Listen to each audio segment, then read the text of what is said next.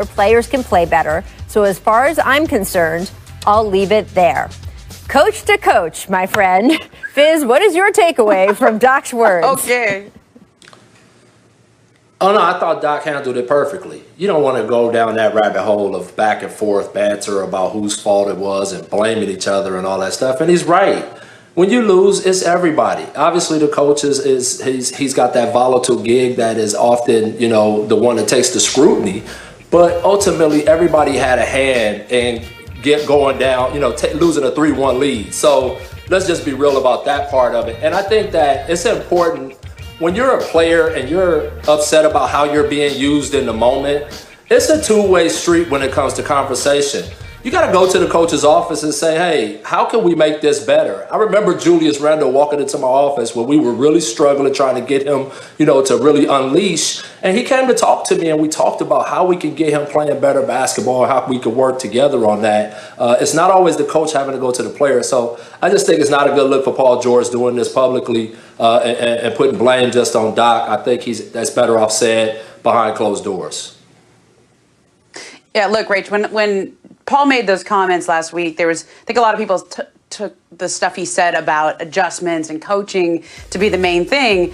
But I actually think more of what was important here is how he talked about how he was used.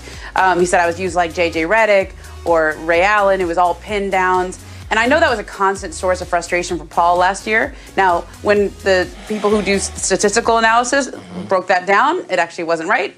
It reminded me a little of Dwight Howard when he played for the Lakers, and he said, like, I just, I need to, I don't like to just run pick and roll, et cetera. Right. And it turned out, like, when you check the stats, it's like totally not how he was used at all. But every scout I talked to, when I would say, what's going on with Paul? Like, what do you see there? The scouts who watched the Clippers play had the same opinion, which is Paul's not getting the spots and in the way that he was comfortable getting it in years past. Now, some of that's on Paul. Like, hey, you're on a different team, you're going to get the ball in a different way. Mm-hmm. But I actually think more of that is just on the idea that the Clippers did not have a true point guard on that team to organize the offense, and they still don't, frankly. And, a lot of that fell on Kawhi Leonard. A lot of that fell on just the system they were running. But they're going to have to figure that out because Paul's not comfortable in the offense that they were running last year and in the ways he was being used. And whether the statistics bear that out or not, I trust the scouts who watch them play and say, get your guy comfortable. And I think for Paul, like, if he had it to do over again, probably wouldn't have taken a shot at Doc because you don't want to take shots when the enduring image of you is hitting the side of the backboard. Yep. Yeah, and I piggyback that, Ramona. You need a guard or a player on the floor that understands game flow and when a guy's not engaged in the game and what he needs. And they don't have that right now. That's what makes LeBron so great is because he knows the flow of the game. I don't know how many times he came to the bench and said, hey, we got to get D-Wade a layup. We got to get Chris Bosh an open shot. We got to get Ray Allen a shot. He understood that as a player, so it never fell all on Spo to figure out how to get a guy going. They collectively did it, and he was the catalyst of that. And I don't know if they have that working for their team right now. And for PG, man, I would say stay quiet, grind, do your job. You got some baggage from other teams. Right now, Doc's a guy that's a championship coach. I would stay totally away from that kind of stuff. Yeah, absolutely. All right, I want to move on to another former Clipper, Montrezl Harrell, the sixth man of the year, has around the country. And they're not starting from a great place.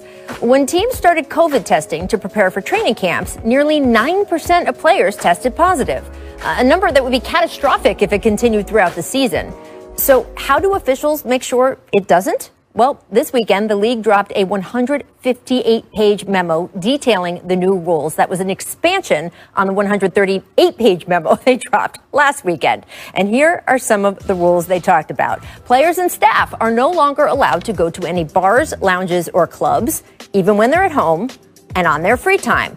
No, quote, live entertainment either, Lou Williams, and no visits to public gyms, spas, pools. So it would seem that, say, if a player has a kid on a sports team and that team is playing this winter, the player cannot go to his kid's games. It'll be interesting to see how the league interprets that one.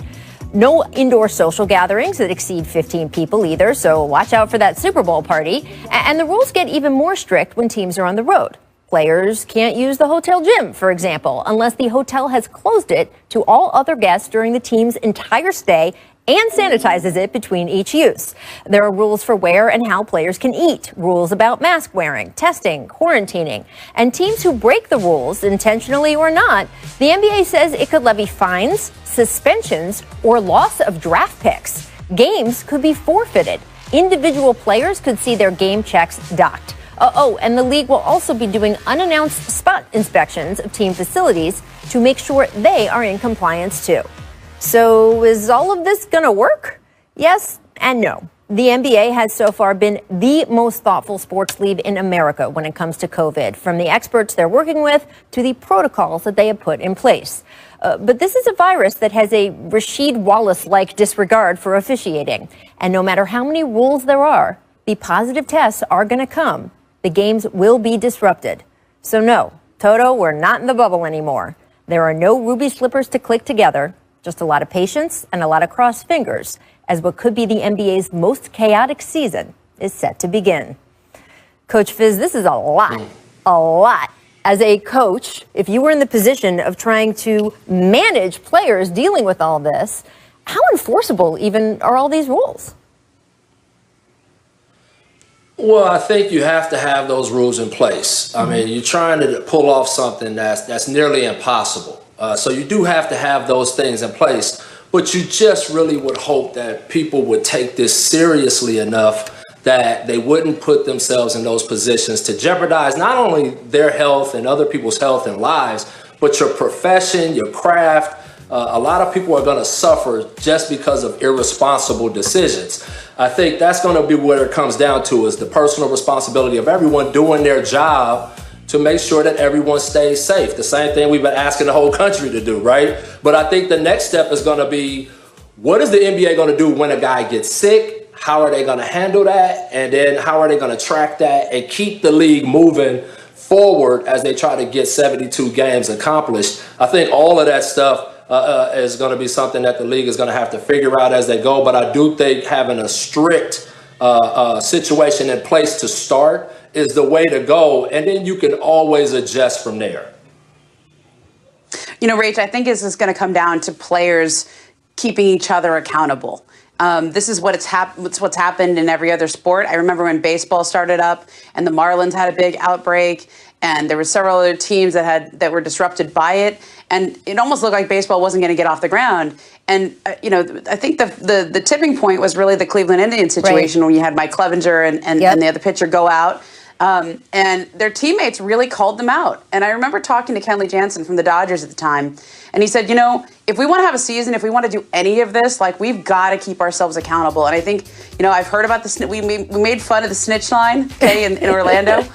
It wasn't as necessary in Orlando, but it is very necessary going forward, right? That snitch line is going to be really important, and it's got to be coming from within, because if the league has to crack down on teams, if the league has to make an example of somebody, kind of like they did with Lou Williams, I thought in the bubble they made an example of him. We saw that in football with the Denver Broncos. They may try to make an example of those quarterbacks, but that's only going to be putting out spot fires. If you actually want this to work, it has to come from the players. It's complicated. Yeah. How important is it to you at the end of the day? Right, but it's complicated, guys, right? Because on the teams that are marching toward a championship, I can see players holding each other accountable. We all know what it's like in the middle of the season with a team that maybe doesn't feel like it's really in there and not everybody's rowing in the same direction. And by the way, that Cleveland Indians example, Ramona, is exactly right. And that's the thing I think of the most also. But it is different in baseball, where you have a whole rotation of pitchers, and even some of the most important players can't necessarily be replaced, but aren't as vital every day. James Harden, we just talked about in the last segment, was out in a club in a city he wasn't, according to the NBA, supposed to be in, being with people he wasn't supposed to be with, not wearing a face mask. And I don't know how things are going to feel like in the locker room when he does finally rejoin that team. But can the Rockets go out and do what they want to do this season without James Harden or whoever they trade him for to fulfill that role? No, they can't. So how much are other players in that locker room going to, quote, hold James Harden accountable? It is a very, very complicated stew. And it's just a lot of rules also. And Ramona, I haven't gotten a great answer on with a positive test, as Fizz says. We read the protocols and the 10-day quarantine and the 2 negative tests to come back and all of that. But what have you heard about how the schedule is going to change? Because if someone comes with a positive test on a Monday, even if he is isolated immediately, what are they going to do about the team that he played on Saturday night or Sunday afternoon, and the 2 teams that team is supposed to play the following next day or the day after that, when they try to get 3 or 4 games a week?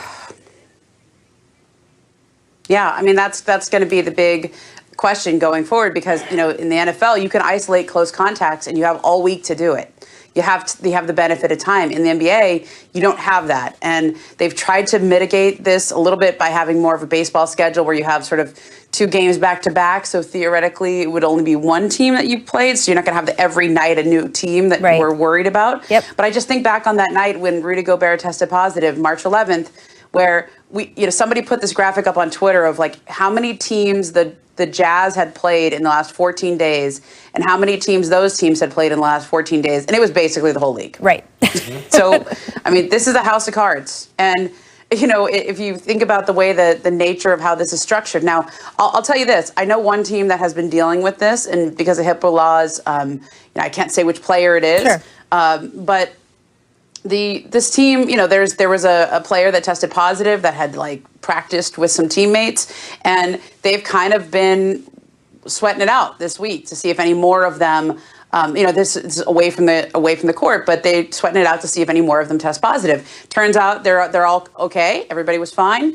But what the NBA is hoping is that this little onboarding process is what's going to get all the positive tests, and you're not going to see 9% again. Like they're hoping they got their 9% out of the way. Yeah, absolutely. And we still don't know really